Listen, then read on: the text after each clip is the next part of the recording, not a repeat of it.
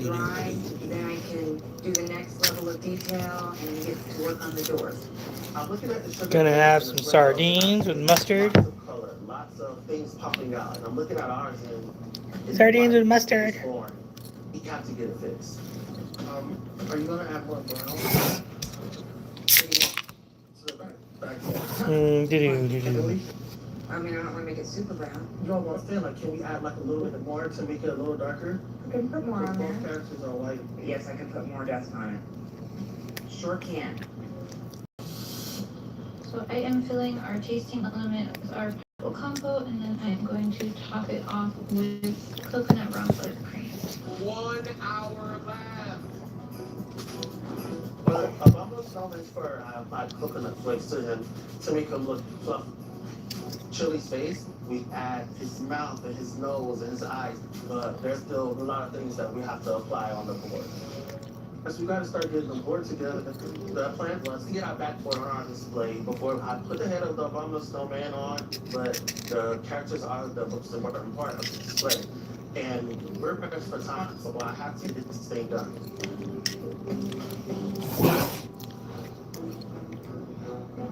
I am building this little treasure chest so we can fill it with the cookies and Nice, the 3D the coins. cookies. Yeah. It's probably her biggest piece on our design. More stable, the better. Sarah is gonna build with some different cookies shaped like coins, and she's got like a little treasure map. Okay. Now we need to airbrush. Looking great, Sarah. Sarah, I'm really trying my hardest to keep her on track because she can lose track of time very easily. I need like a regular pizza Alright. cutter. This is, I can't deal with this. Just use a knife. We gotta get Where's the knife? Use this. The sugar bandits right now really coming together since best check in here. It's lunchtime. Alf is riding the wild bull.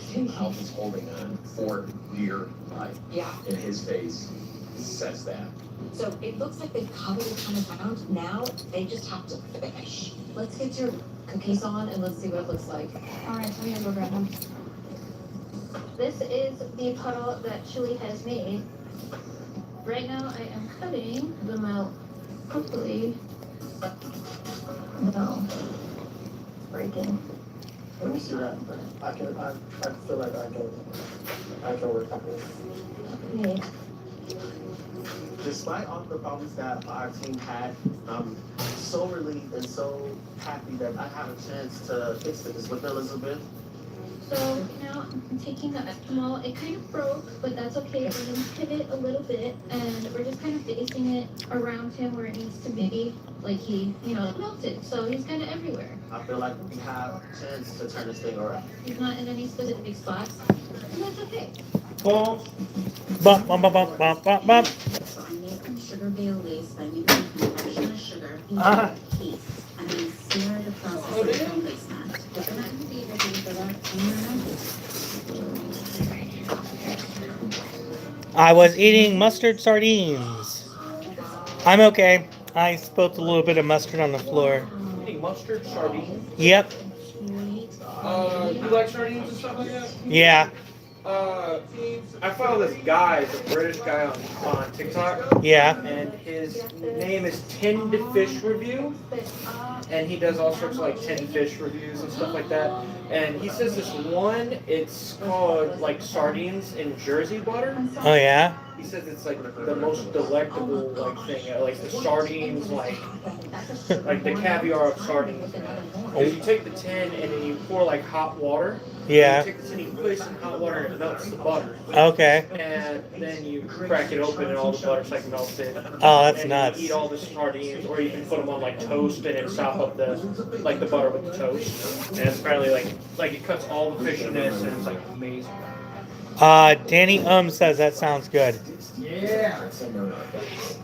I do know one thing though, like I don't eat sardines a lot, like canned sardines, because you need to watch how much you consume of canned sardines because of the mercury that's inside of the sardines. So I don't eat a lot of sardines, but I do eat them quite frequently.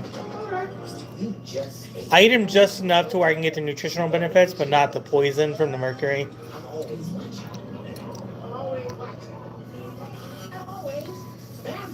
Danny, how's your day going? I got an Apple Watch all for $0. No trade-in needed. On any plan. And I got my standard banana peppers and olives.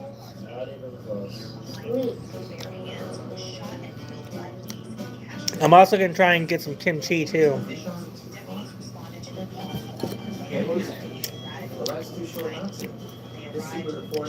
Hey Justin, you want to go and tell me about that Mask RPG system? So, Masks is a game where essentially Simply Forester Hybrid is the highest rated SUV tested by consumer reports. this is gonna like fall off, right? No, it's just wobbly. So Masks is much more narrative in scope than like Dungeons and Dragons is, because Dungeons and Dragons there's like a role for everyone. Yeah. Right? But in Masks,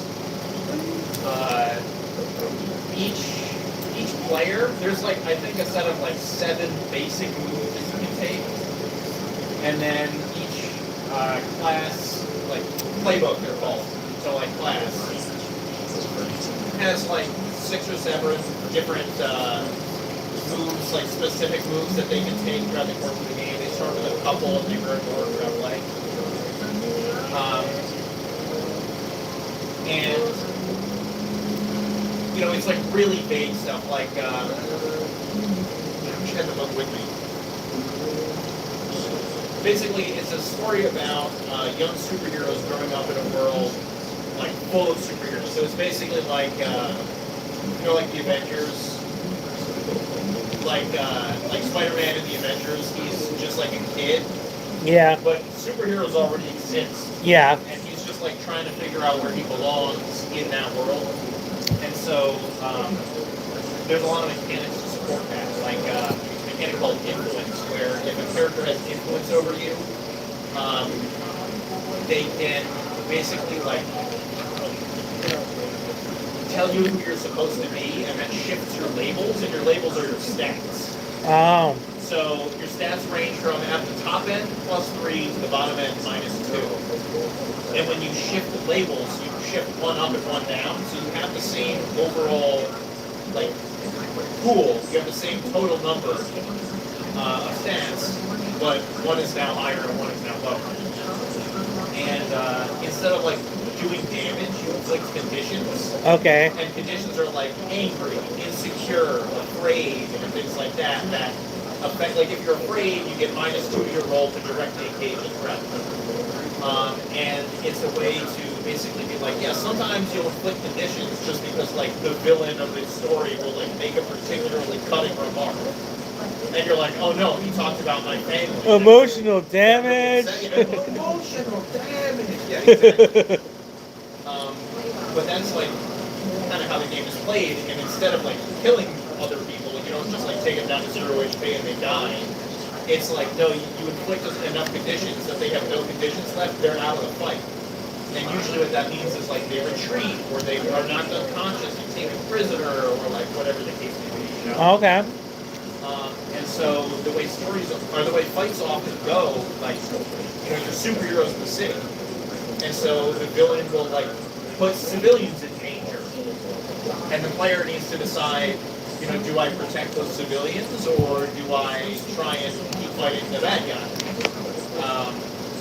And so, like, the villains will put the players at disadvantage because they have to do other things that are expected of a superhero. And that's, like, a lot of what the game is about. And depending on which playbook you choose for your character, there's, like, the legacy.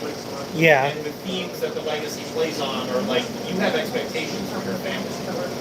You know what I mean? So, like, you are the descendant of a superhero. So you're like Superman's son. Yeah. You know, and so you have to live up to the ideal that your parents set, before, you know, your ancestors set, and they're still around. So they're like constantly imposing these expectations on you that you need to decide: am I gonna live up to those expectations, or am I gonna try and be my own person? You know? Yeah. That's the narrative. That's like the core thematic, like driving force for that character's story. Then you have like the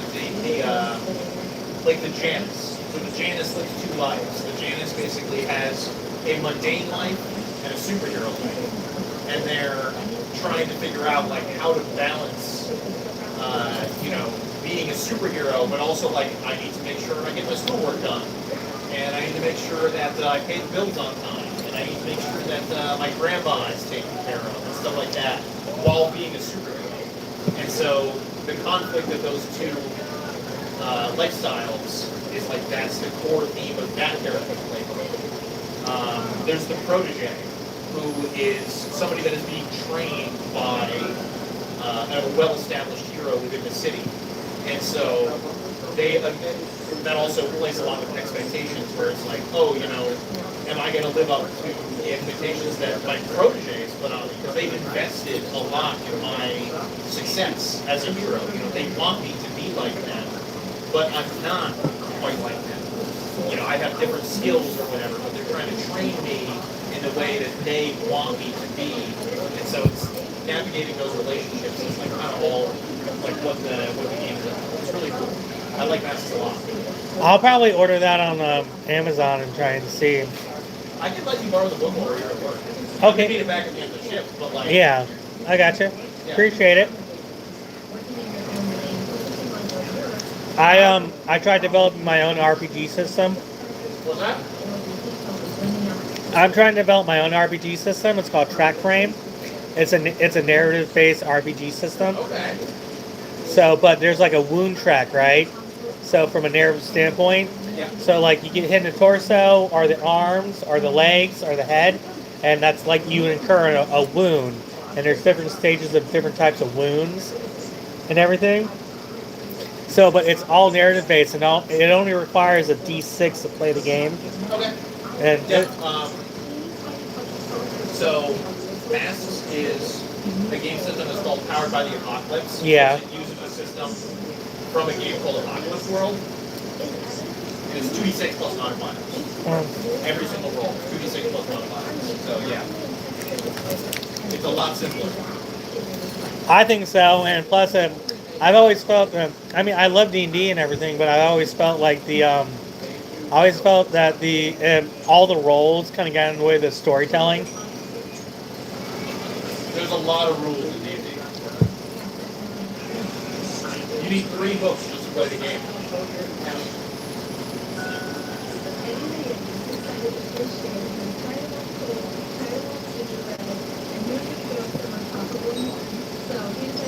Does this look like a school uniform? This is like a safety outfit, guys. Where's your minds at? This is lunchtime. About to eat into a wrap. You made some comment earlier. You might have done something.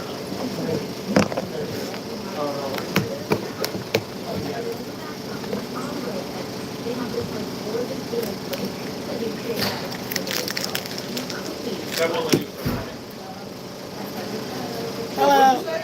Oh, I was talking to the dog. She was like, "Oh, you're like me."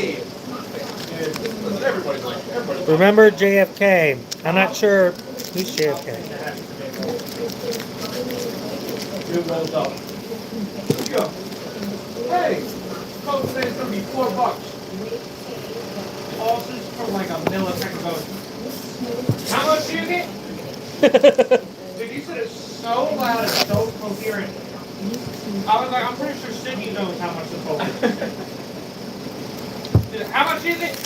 Huh? I heard you literally chuckle behind me. So stupid. Yeah, I hid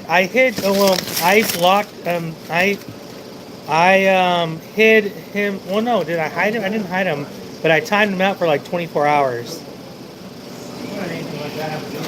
It's tough when you can't like laugh in their face. Sometimes you're like. Well, you could still technically laugh. Just saying. Oh no, I was just thinking of something. I was just remembering something funny. It has nothing to do with you. Yeah, nothing to do with you at all. Yeah, I don't think I hid JFK from the chat, but I did time him out for like 24 hours. What about John F. Kennedy Jr.? No, one of the users was named JFK, and I timed it out for like 24 hours because he was being a troll on the channel. But other other users are saying exactly what you just said. They said I should just hit him.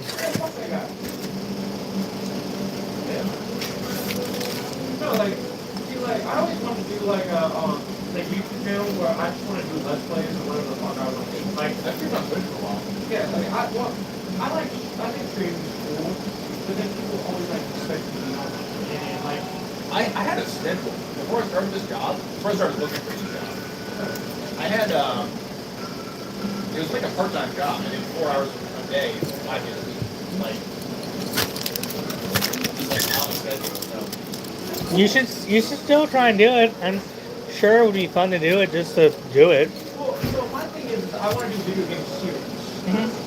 Like I like one-offs, but like I want to do like shit that like only I'm interested in and stuff like that. Like, and I've got a lot of obscure interests. Like you know how that EA makes sense, right? yeah. We made a kiddie version. It's like kind of a kiddie version. It's called My Sims. Okay. It was mainly on the Wii and the DS. There was one game from that series that got so popular that it actually got ported to PlayStation. The only My Sims on PlayStation was called Sky Heroes, and it was like a fighter jet sim simulator. It was interesting. Okay. But I really like that one. I would like to do stuff like that. Because like there's not a lot of people show off like stuff that goes on like handheld. Like handheld let's plays or something that like yeah. And Simple game moments. That's an interesting YouTube handle. Because like every time I see somebody, it's somebody that's like really into it and they have like a custom rig. So they've like deconstructed a DS and like rebuilt it. I want to stream Skip Because like I would love to stream like, or not stream, but like make videos of like me doing like a let's play of like a DS or a Game Boy game. I had an idea for a series where I would be the one playing the game, but they were games recommended to me by my friends specifically, and then I would have those friends watch me, and I would record that. So it would be me playing with the person that loves the game, talking about the game while I'm playing. Reroll. If you guys want to get a better understanding what reroll is, go and check out the Reroll Raw playlist because it's just too long to explain. But it comes from Dungeons and Dragons. You have no idea. If you want to get a general idea about what reroll is all about, go look at the Reroll Raw playlist. Okay, guys, and watch the videos all the way through. Comment on the videos because it helps out the algorithm. So if you want to know more about reroll, go check out the Reroll Raw playlist. Toad FM. Like I have Game Boy game I like to play. Just side scroller and it's like it's fun to play. It's like very arcade style, you know, you get 3 lives, you get hit, you do a lot. But that's fun.